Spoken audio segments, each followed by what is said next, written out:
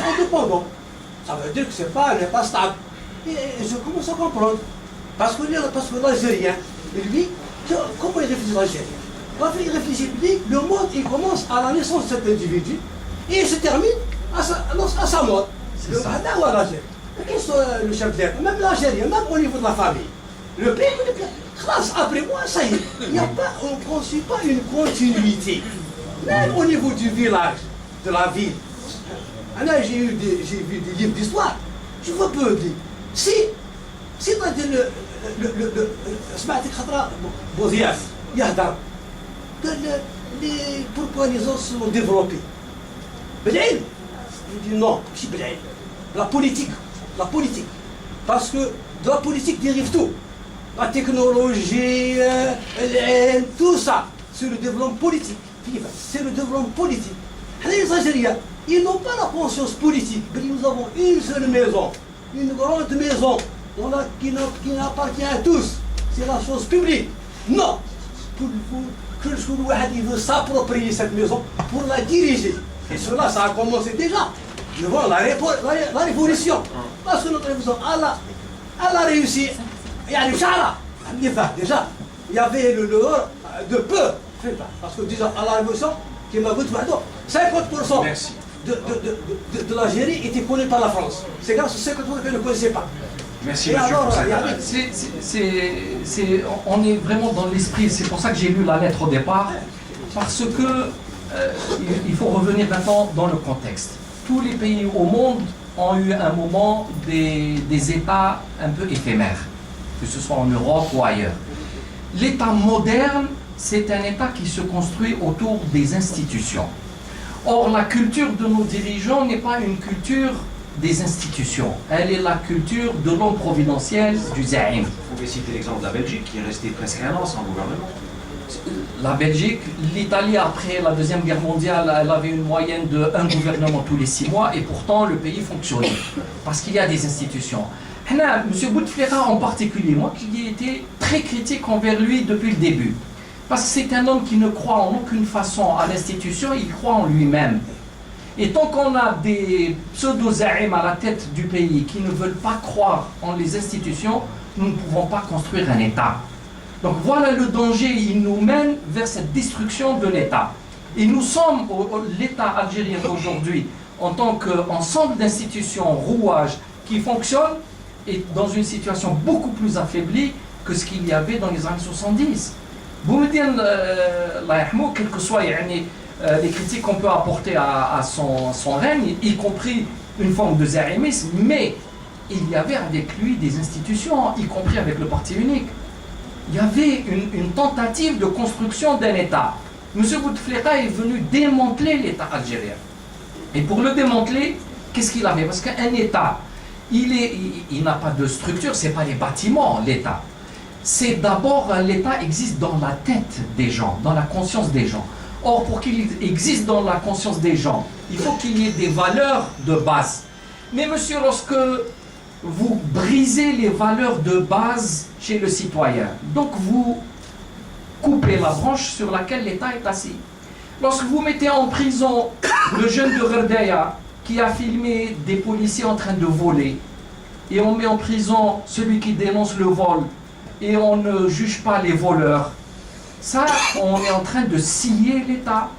Lorsque ceux qui sont forts volent un milliard de dollars et partent à l'étranger, et on les fait passer à la frontière comme M. Chakib Khalil, et le petit garnement d'or pour un rien, il est mis 2 ou 3 ans en prison parce qu'il a chapardé un appareil téléphonique.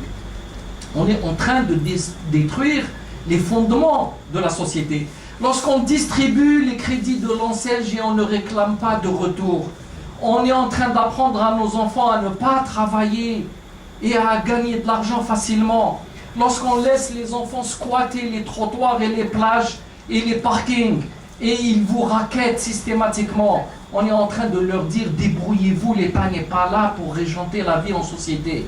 Lorsqu'on laisse les mairies abandonnées, lorsque le pays est dans un état dramatique de saleté, de destruction, mais y compris, allez-y à Stawali, puisque c'est la ville la plus proche du Club des Pins.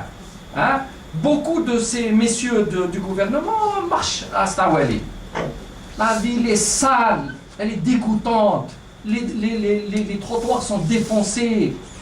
C'est ahurissant. Ça signifie tout simplement que ces dirigeants-là ne s'occupent pas du pays, ne s'intéressent pas à l'Algérie, n'aiment pas l'Algérie. Ils sont là, ils sortent avec la voiture blindée, le vitrage fumé, ils montent par l'ascenseur dans leur bureau bien feutré et climatisé, ils s'occupent de leurs affaires personnelles et de leur clientèle pour régler les problèmes de terrain, de logement et de je ne sais quoi. Et ensuite, le week-end, ils prennent l'avion et ils partent en Europe passer tranquillement leurs vacances. Ils aiment bien sentir les fleurs, enfin, s'ils ont cette culture, du parc de Vincennes ou de Versailles. Mais là, ils s'en foutent si c'est les odeurs dégueulasses. Je vais vous dire sur ça, malheureusement, il y a eu un accident d'un proche que je connais, il s'est fait brûler. Il était à Douéra au service d'urgence. Ben, je vais vous dire ce qui se passe à Douéra, parce que j'ai mis les pieds un peu plus pour regarder de plus proche. Les grands brûlés qui partent à Douéra meurent les uns après les autres et par maladie nosocomiale. Personne ne veut le dire, mais c'est ça la vérité. Ils sont infectés et ils meurent non pas par leur brûlure, mais parce qu'ils sont infectés. Parce que le service de réanimation, n'importe qui peut rentrer. Je peux vous emmener maintenant et rentrer dans la salle des grands brûlés, monsieur, alors qu'ils devraient être dans des zones étanches. Et juste à l'entrée de ce service-là, par terre, il y avait un amoncellement d'ordures, monsieur. Donc les gens marchent sur les ordures et rentrent dans un service de réanimation pour grands brûlés. Voilà ce qui se passe. Et lorsque vous interpellez le médecin, il finit par vous dire c'est vrai, mais on ne peut rien.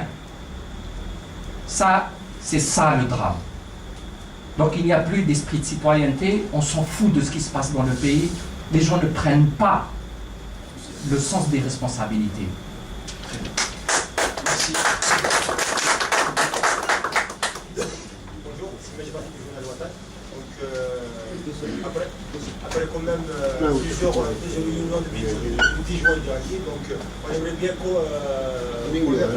savoir au sein de l'opposition, qu'est-ce que vous comptez justement à court terme faire face à un pouvoir qui s'en tient qu'à son propre agenda qui consiste à réviser la Constitution et peut-être préparer la succession du gouvernement. Et ma seconde question, c'est un rapport avec le communiqué que vous avez publié aujourd'hui, c'est concernant les pressions que vous avez évoquées sur la presse privée. Donc on aimerait bien connaître les détails de ce que vous voulez entendre. Absolument. Bon, on voit ces derniers temps un très grand mouvement dans tout ce qui est presse et audiovisuel. On a vu l'éclosion d'un certain nombre de chaînes télé